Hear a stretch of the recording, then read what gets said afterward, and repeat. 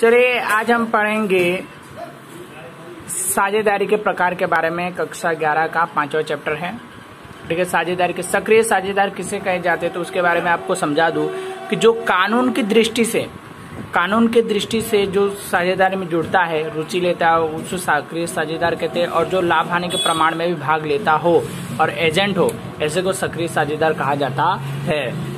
दूसरा बोलते हैं निष्कर्षीय साझेदार किसे कहा जाता है कि ऐसे जो कानून की दृष्टि से तो नहीं है, बल्कि लाभ हानि की दृष्टि से आता हो और उस काम में भाग ना लेता हो, ऐसे साझेदार को क्या कहते हैं? निष्कर्षीय साझेदार के रूप में क्या गिना जाता है। तीसरा पॉइंट दिया है आपका नाम मात्र के साझेदार। कोई व्यक्ति का बहुत नाम हो समाज में, उसके नाम से अगर कंपनी चलती हो ज्यादा, तो उस व्यक्ति का हम नाम यूज करके कंपनी को चलाए और खाली लाभ हानि का प्रमाण उसको दे, ठीक है, लाभ दे, तो ऐसे व्यक्ति को नाम मात्र के साझेदार के लिए कहा जाता है। वो कोई कंपनी का काम करेगा नहीं, दायित्व उठाएगा नहीं, ठीक है, इस प्रकार है।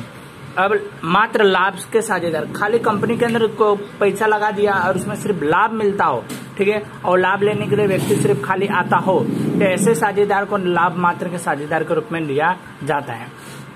5वां पॉइंट दिया है कि मान लिए गए साझेदार। जब कंपनी के अंदर कभी साझेदारों की कमी पड़ती है तो उस कंपनी के अपने ही रिश्तेदार हो, चाहे अपने ही घर के लोग हो, चाहे कंपनी का व्यक्ति को ही साझेदारी मान करके उस साझेदारी को क्या पूरा किया जाता है।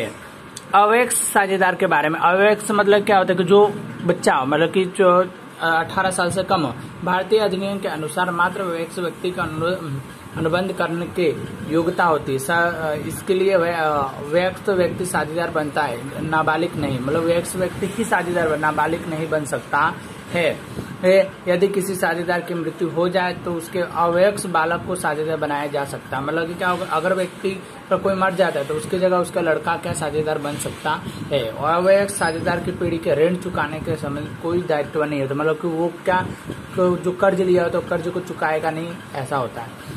नाबालिग साझेदार की निजी संपत्ति लेनदार जब्त नहीं कर सकता, मतलब लेनदार जितने बोलते उसके उनकी संपत्ति को जब्त किए नहीं जा सकते। जब वह वयस्क हो जाएगा तब अच्छा हो तो दूसरे साझेदार की तरह वो सामान्य साझेदार बन सकते हैं। जब वो बड़ा होगा तो सामान्य साझेदारियों की तरह क्या आपके कर्ज चुका सकता है। अब साझेदारी पीढ़ी के प्रकारों के बारे में हम जरा देखें, आपको यहाँ पे पता चलेगा।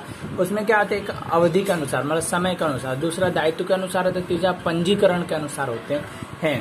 ठीक है, उसमें इच्छा के साझेदार, निश्चित अवधि के साझेदार, निश्चित साझेदारी की पीढ़ी, ठीक है, इसमें सीमित दायित्व, असीमित दायित्व, उसमें पंजीकृत साझेदार, अपंजीकृत साझेदार, ऐसे दिए हैं। उनके पॉइंट को हम एक एक करके समझते हैं। तो आप देखो, पहले दिया इच्छा के साथ, जो अपनी इच्छा अगर रखता हो कि मैं कंपनी में पार्टिसिपेट करना चाहता हूँ, मैं कंपनी के अंदर साझेदारी में रहना चाहता हूँ, तो ऐसे व्यक्ति को इच्छुक साझेदारी कहा जाता है। निश्चित अवधि के साझेदार, मतलब कोई अवधि तक, मतलब मैं 1 साल तक आपकी कंपनी के साथ जुड़ा रहूंगा, फिर उसके बाद मैं कंपनी की साझेदारी से हट जाऊंगा, ऐसे इसको क्या निश्चित अवधि के साझेदार के रूप में गिना जाता है। अब दिया है निश्चित कार्य के लिए साझेदार, मतलब कोई कार्य हो कि भाई इतना काम आपको करके देना है, तो 1 महीने के अंदर अंदर वो व्यक्ति काम करके चला जाता है तो उसके कार्य के अनुसार साझेदार गिना जाता है। आगे भी देखें तो दायित्व के अनुसार, सीमित दायित्व वाले में जितना दायित्व सोचा है, जितना आपको काम सौंपा है, उतना ही काम करने वाला व्यक्ति को सीमित दायित्व कहते हैं। और काम से थोड़ा अधिक काम करे, ठीक है, सब काम को संभालता है, उसको असीमित दायित्व वाला साझेदार कहा जाता है। पंजीयन, मतलब पंजी रजिस्ट्रार कराना, जैसे रजिस्ट्रार ऑफिस होते हैं आपकी कंपनी का रजिस्ट्रार कराते हैं, ऐसे तो रजिस्ट्रार में पहले पंजीकृत साझेदार, जिसका साझेदार का रजिस्ट्रार ऑफिस के अंदर नाम, पता, एड्रेस, आधार कार्ड, पैन कार्ड, चुटनी कार्ड, सब कुछ वहाँ पे जमा हो, उम्र से लेकर के सब कुछ वहाँ पे लिखा हो, तो इसको क्या पंजीकृत साझेदार कहते हैं। और अपंजीकृत, जो ये सारी चीजें ना की गई हो, वहाँ पे खाली मान लिया गया, ऐसे साझेदार का अपंजीकृत साझेदार के रूप में गिना जाता है।